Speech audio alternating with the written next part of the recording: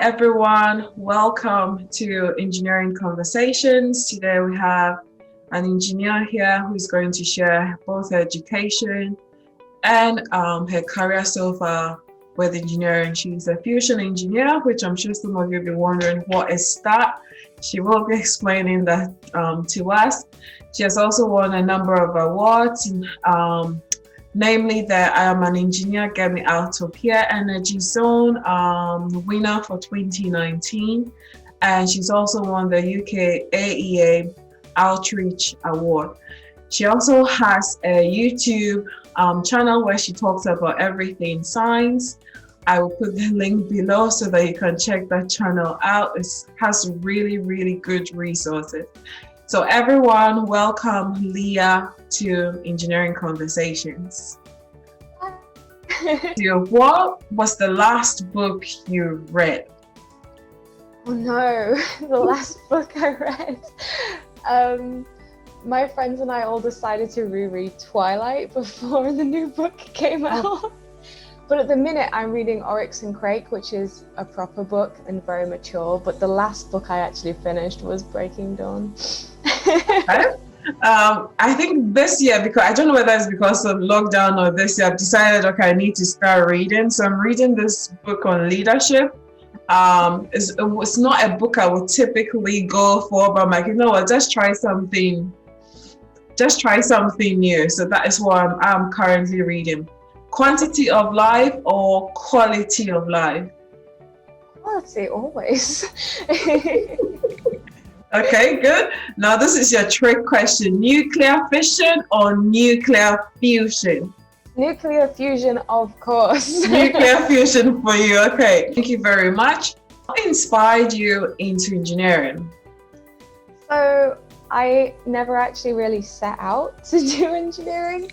I went to uni to do physics and sort of learned about where I work at the minute, so like fusion research in the UK while I was there, and just applied to their grad scheme with a little sentence that said, I'm super enthusiastic, I'll do anything. So I sort of came into engineering from physics, almost by accident. So as to what inspired me, I guess technically fusion research inspired me. I do. So what does a fusion energy engineer, what do you do in your everyday work? So my official job role is project engineer, and I work at a fusion research facility in the UK. So my day-to-day role is basically the person who gets the project done. So project managers are very good at like taking care of the budget and the time frame, but the technical sort of expertise, that's kind of my role. So I am involved with work with the stakeholders. I have input into the design. I work with everyone who has really specific knowledge and kind of sew them all together. Together, job done. Yeah. to kind of make the project flow. And yeah, I work in fusion energy, so I tend to say fusion engineer, not because it sounds cooler, a little bit because it sounds cooler. Okay, probably because you chose fusion over fission. So yeah. I'm not even going to get into that because I'm sure you probably will be able to talk me out of it. So I know you said your route into engineering was through a physics degree. Can you enlighten us more about this? Because I think most people get the perception that to work in engineering, there's only one route. Just enlighten us more about your route.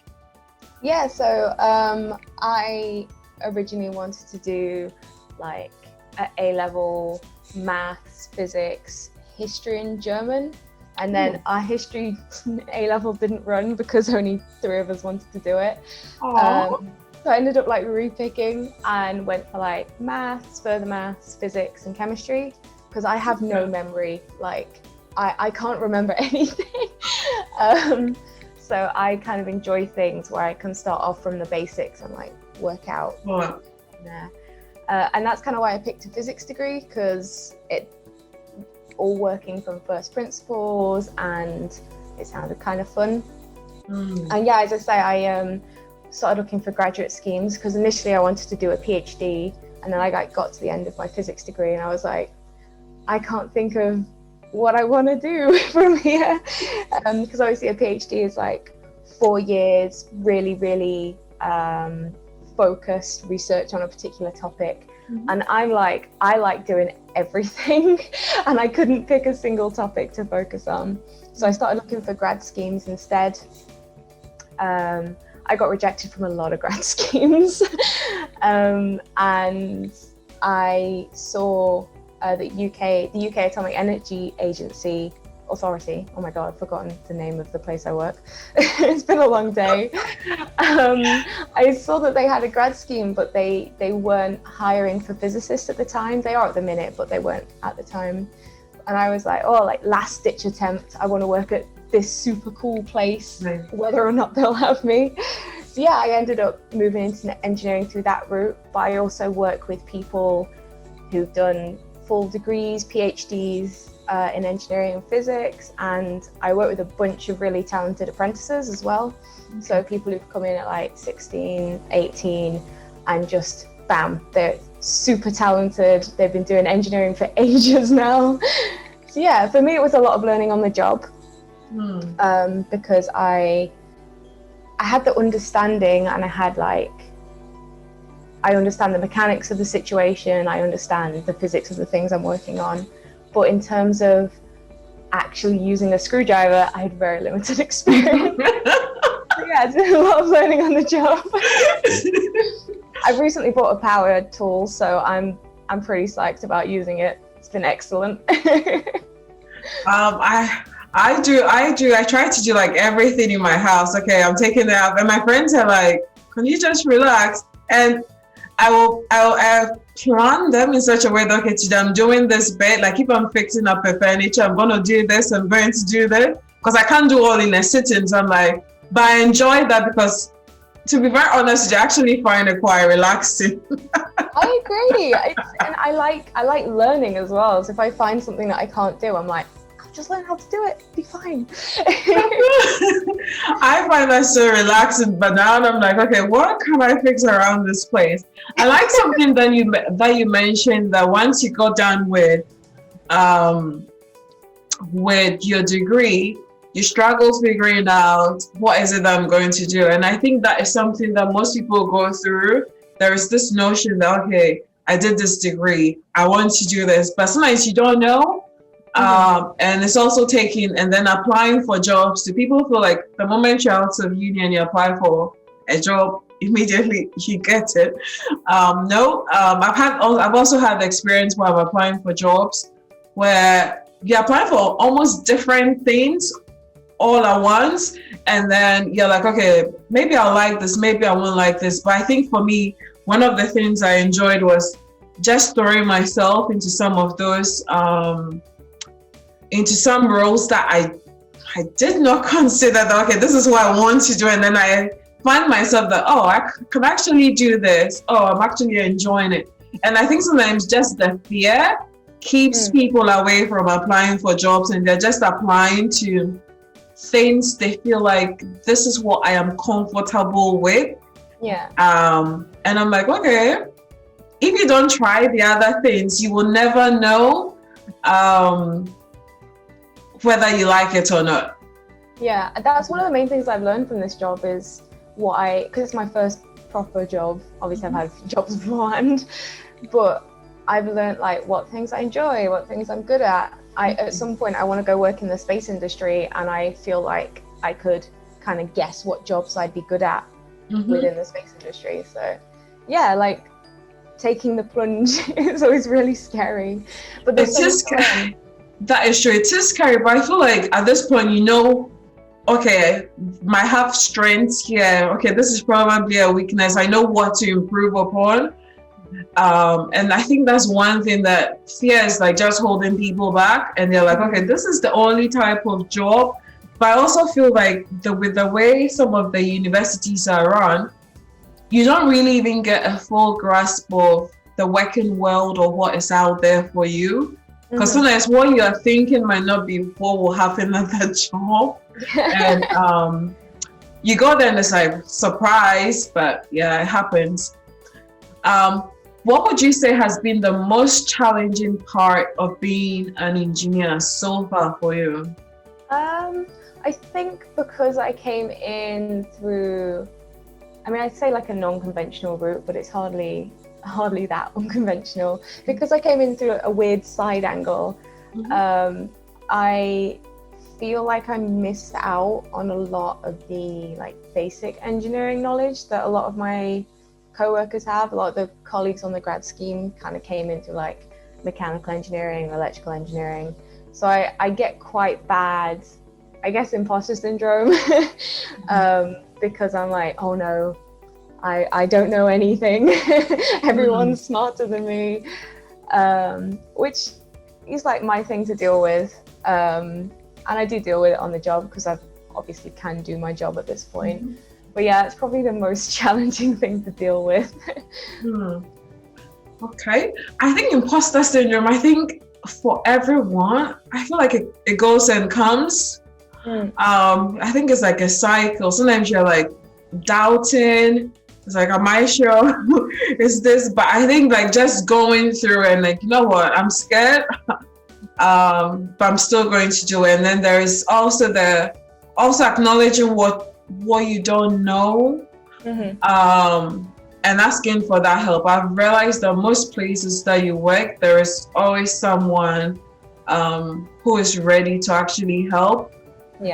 Once you ask for the help. But sometimes we get into that fear and we're like, okay, I don't want anybody to know. There are some things that you can quickly Google and learn, but then there are some things that you want to ask someone so that you're not costing anyone millions of you're not costing anyone millions when you could have asked the question. No, I totally agree. It's the same with like opportunities as well. So I've been lucky at work. I have the opportunity to work in the control room, or at least to train to work in the control room. I'm not qualified yet.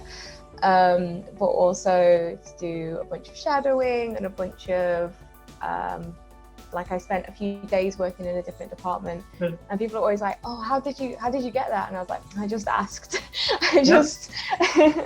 I'm always happy to say, hey, that looks cool, can I try it? What advice would you give to any female who wants to pursue a career just like yours, nuclear fusion engineer? What advice would you give to them? I would probably say two things. The first one is you are definitely going to have imposter syndrome, because everyone does at some point. Like, it's not a women, men, non-binary people thing. It's everyone. And you have to learn how to deal with that. As I said, I do a kind of fake it till you make it kind of confidence thing. So when I start to feel like doubt and stuff, I kind of just go straight forward with my confidence. I did a lot of performing arts in secondary school, so I just sort of carried that over. And also I love finding out new things and trying new things. So if you have an opportunity and it sounds kind of interesting, but you're worried about making a fool of yourself or not understanding something, I guess those are kind of the same thing. Just like go for it. Like, if you have an opportunity to learn something, totally go for it, because one, it looks great on your CV, and two, it's super fun and it makes you a good, well-rounded person with a specific interest is good and a specific knowledge base, but like having experience in other areas, working with other people is also so valuable. So do all the things, unless you don't have time for it, in which case do not do all the things. You're allowed to not do all the things. Before you know, you'll be doing everybody's work partials, and then you're also overwhelmed. My advice is do all the things unless you don't have time, and then don't. Yep, that I totally agree with you. You run a science communication channel on YouTube and Instagram where you talk about all things STEM, or maybe should I say all things science. It's called Leah Loves Science. What was the inspiration for your channel? So the outreach and communications team at work have been extremely supportive. They kind of A lot of their volunteers come from the graduate scheme, so they are very supportive in training you and showing you how to talk to the public and that kind of thing. And they've been very, very supportive. And I decided I loved outreach and I loved them. So it was always my goal at some point to sort of start a science communication type thing. And then during the first lockdown in the UK, I got super bored. So I decided to kind of make a Facebook. And it originated as like long text posts. So I would ask people what questions they had, what questions did their kids have, and like write a super long text post, but it wasn't very accessible. Like not many people are keen to read 3 paragraphs on Facebook. So because I watch a lot of YouTube, I don't really watch telly, I watch YouTube. Same here. YouTube is the best. I decided to have a go at turning my posts into videos. Okay. And my partner has been kindly editing them and basically doing everything that isn't sitting in front of the camera and speaking. But yeah, it's been super fun actually. I've kind of loved it. I recently hit 41 subscribers, so but yeah, it's been very enjoyable. I've been able to sort of take on work outside of my day job as well, which has been super exciting. So yeah, just because I think when I went on YouTube, just like you, I also watch lots of YouTube. I don't know what's happening on regular TV. I don't know what's happening on Netflix. I am that lost. I think I follow lots of people, watch lots of people on YouTube. And one of the things that is not on YouTube is like a lot of science communicators or STEM communicator, let me put it that way. So for me, when I saw Leah last night, I was like, oh, I love this, because there aren't any STEM people. And I think it also, I don't know. So there's probably just a small number of STEM communicators on there. And that is probably one of the reasons why people don't know what people with STEM backgrounds do, because we are not out there, we are not talking, we are not doing the outreach we need to be doing. So that really made me I really went excited about it. I was like, oh, we have a science com now. Because all the others, I think all the other people I watch them don't do science com. Nope. So it's a small niche, but then I think that's what makes it great. The next, what is your favorite as well as your least favorite part of your job? So my favorite is getting to work in fusion research, because it's a super fun sort of area of science and engineering, because there's so much technology to develop, and I get to work on a worldwide science project in JET, which is the Joint European Torus, which is massive. You know, it's an experimental fusion reactor, so the experiments that we do kind of contribute to global research, which is awesome. And it's got so much potential to be such a clean and interesting and awesome and efficient form of energy in the future. Also, the people I get to work with, because of what fusion research is, the people that work there tend to be really into it, or at least really into their jobs. So everyone I work with is pretty brilliant, and the job's super varied as well, because I'm a project engineer. I spend time in my office and time in meetings, and today I've been installing radiation shielding all day, so I get to actually do hands-on stuff as well. My least favorite part would be the paperwork. I hate paperwork, I hate thinking about it, I hate doing it. And also because it's basically a government organization. It can move kind of slowly compared to a private company where there'd be a lot of deadlines. But on the other hand, where a private company would be pushing. I have time to like learn and develop as part of my job, which is awesome. I shadow people for no reason, which is great, other than to learn. So yeah, that's kind of a two-sided coin, is things can move slowly, but on the other hand, I have time to develop as an engineer, which is awesome. That's great. I think admin work, sometimes I'm like, can this work do itself? Because sometimes you're just there, you know you have to do it. And then you drag on, and then you're like, okay, there's that deadline coming. And then I think every job there's always a component that you won't like, and then there are the bits that is what gets you all giddy about the work. So it's good. I'm yet to find someone that all aspects of their work gets them excited. I haven't found anyone yet. There's always something about work that you're like, oh, I would rather not do this if I had the opportunity. So yeah, there we go. What do you have, like a work-life balance outside of engineering? How does that look like for you? So like before all the lockdowns, I actually pole dance like 3 or 4 times a week. I have my dancing shoes behind me. And it was less exercise and more just a good way of like staying sane, which I haven't been able to do during lockdown, and that's fine. I'm dealing with it. So I've kind of replaced that with filming videos and doing Leah Loves Science, which I guess is kind of more work, but it's kind of balanced out because I choose to do it and I enjoy doing it as opposed to paperwork. Yeah, I got a good handle on it at the minute. At the minute, I do the majority of the sort of research stuff at the weekend, which is nice because it gives me like something to do, like reading a book.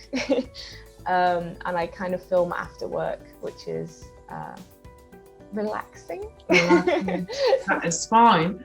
I always ask everyone this question because there's this also notion, especially when it comes to STEM, people in STEM careers, that we're always working, we're so serious. It's like we don't have any sort of fun, but you have your dancing shoes behind you. We need the pandemic to just vanish. We need the pandemic to just vanish so we can go back to some of the things that we used to do. And then also just seeing people doing things that you typically wouldn't think someone in STEM would do. Like I mentioned earlier, and I don't see too many science communicators on YouTube, or even on Instagram. I'm seeing more of it, maybe within the past year and a half. On YouTube is like dead silent. I follow a few people, but I think a lot of people aim their audience as children. Yeah. And that's cool. I think there should be a lot of science communicators talking to children. But I've always wanted to kind of, my aim is like young adults. So like maybe people who already think science and engineering isn't for them, or people who don't have a science or engineering background but want to understand how the vaccine works, for example, or they have a question and they're worried it's a silly question, which there are no silly questions, of course. But yeah, I feel like a lot of them are kind of aimed at children, which is cool, but I don't really want to watch. Yeah, I think you're right on that. But the young adults, even the general public, like you said, how does a vaccine work? How does a virus work? You won't see much. And then even if you find something, it's so technical that the average person is like, what was that? That's a problem when you're like, what? Yeah, the average person is like, what is that? And then sometimes somebody will send you a link and it's a journal article and you're like, I don't want to read this. Simplify this for me. Yeah, I had that problem on Twitter with the mRNA vaccine explanation, but they were an expert and I was like, I don't know what this means. I don't know what it says. Yeah, so I think that we still need a niche in science communication where it's just breaking down the basic things around us. whether to younger adults, whether to even the general public, because I think one of the things I realized with the pandemic is that there are lots of things that I think people with STEM backgrounds, especially our scientists, we've taken it for granted that when we say vaccine, everybody knows, and I've realized no, not everybody knows. We actually need public education about it. Like if you told someone wash their hands, the next question is why?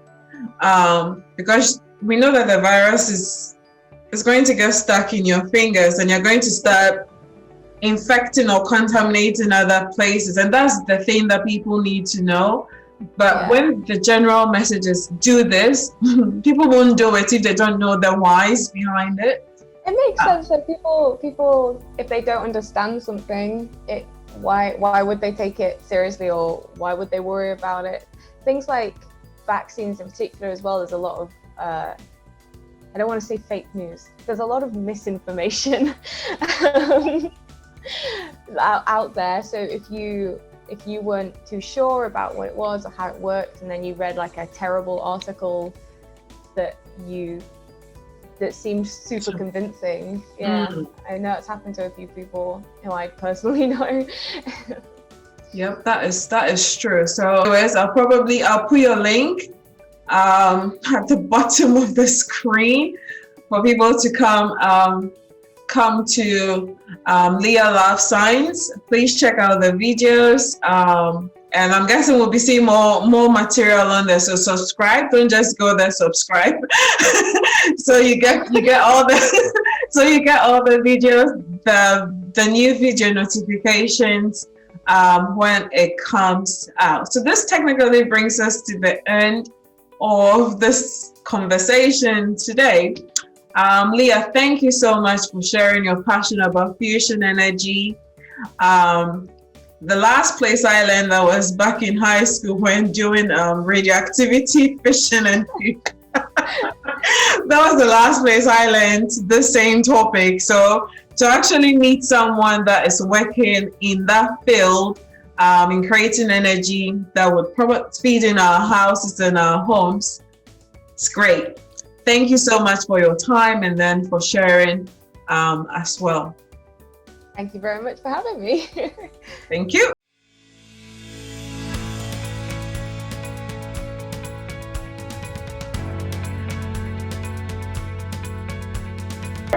Hi everybody.